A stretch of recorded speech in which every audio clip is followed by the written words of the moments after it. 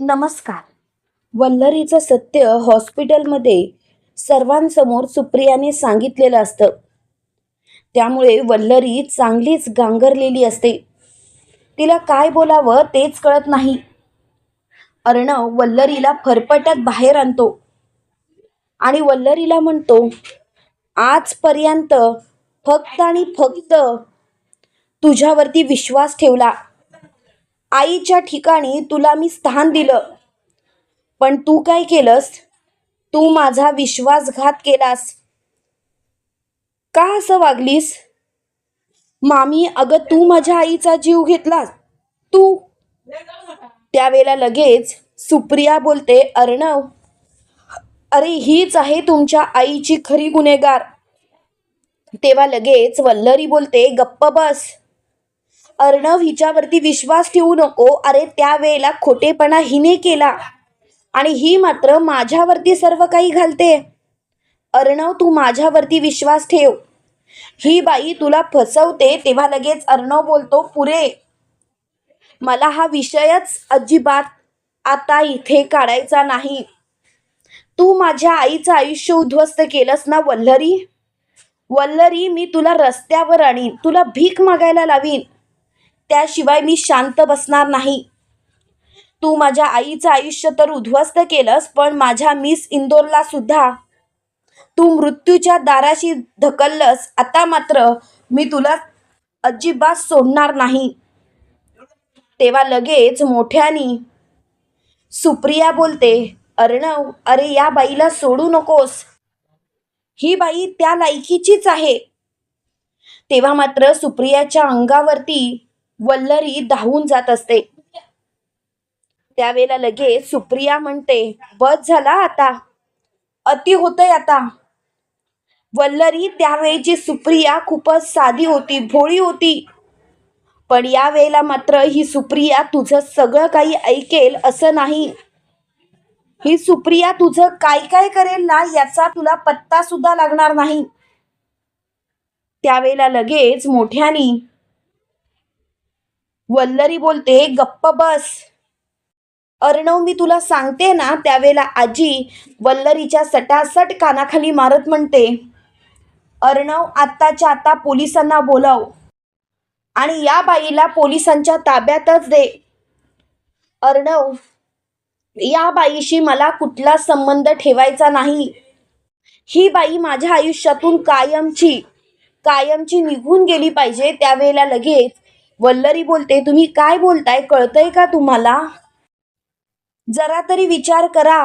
25 वर्षापूर्वीची गोष्ट आहे ही, आणि तुम्ही उगाचच या गोष्टीसाठी मला जबाबदार ठरवताय, तेही एका अनोळख्या बाईच्या बोलण्यावरून.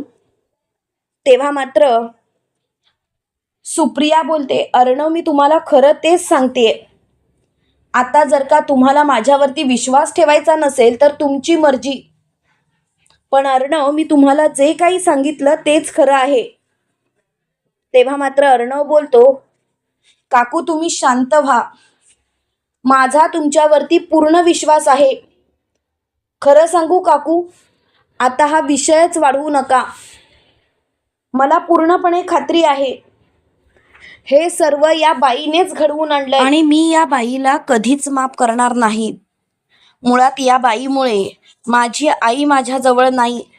आज माझी मिस इंदोर क्रिटिकल आहे, फक्त आणि फक्त या वल्लरीमुळे. तेव्हा मात्र अर्णव खूपच चिडलेला असतो. त्यावेळेला लगेच अर्णव मोठ्याने बोलतो, एक गोष्ट लक्षात ठेव वल्लरी, यापुढे मी तुला या घरात स्थान तर देणारच नाही, पण आत्ताच्या आता तू इथून निघायचंस. त्यावेळेला मामा बोलतो, अर्णव, अरे हिला असं सहजासहजी सोडू नकोस. हिला पोलिसांच्या ताब्यात दे. मी तुला सांगतोय ना, माझ्यावरती विश्वास ठेव.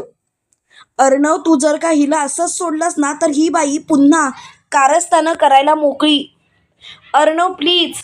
तेव्हा मात्र अर्णव बोलतो, मामा शांत हो. आता माझ्यासाठी माझ्या मिस इंदोरची तब्येत जास्त महत्वाची आहे.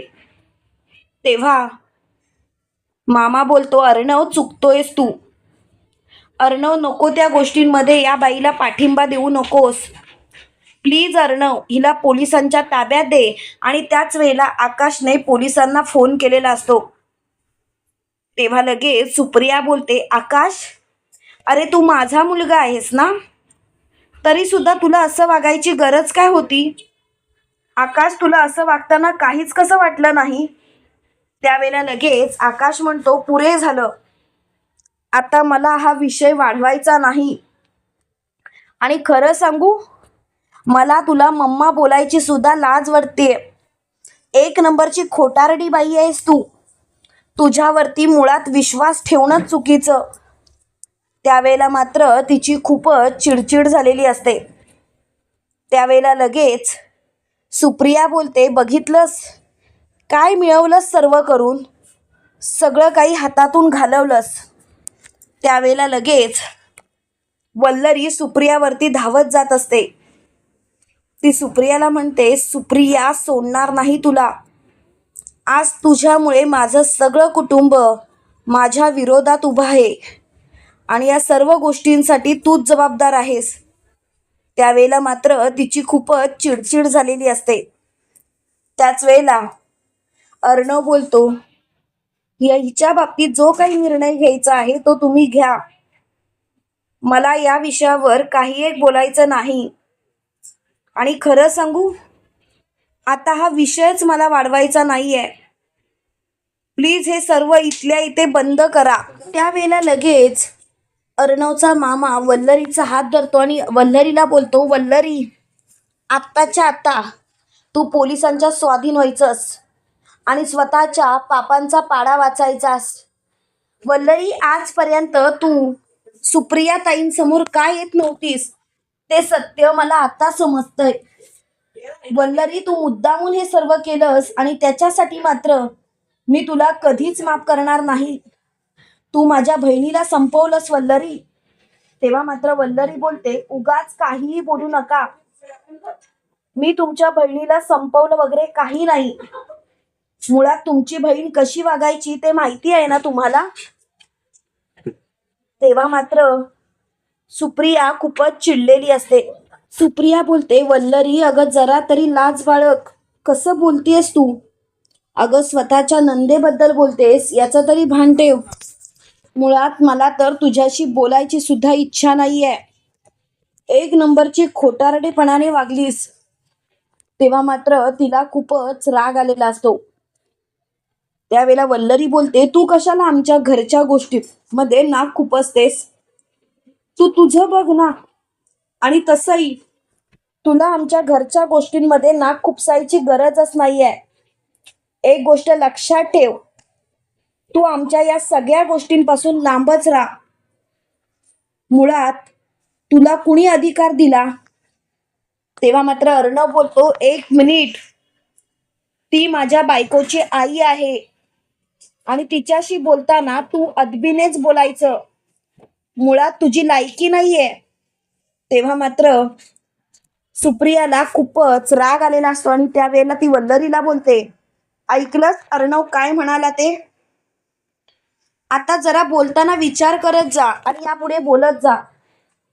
पुन्हा असा शब्द सुद्धा तोंडातून काढू नकोस. त्यावेळेला लगेच वल्लरीला खूपच राग येतो.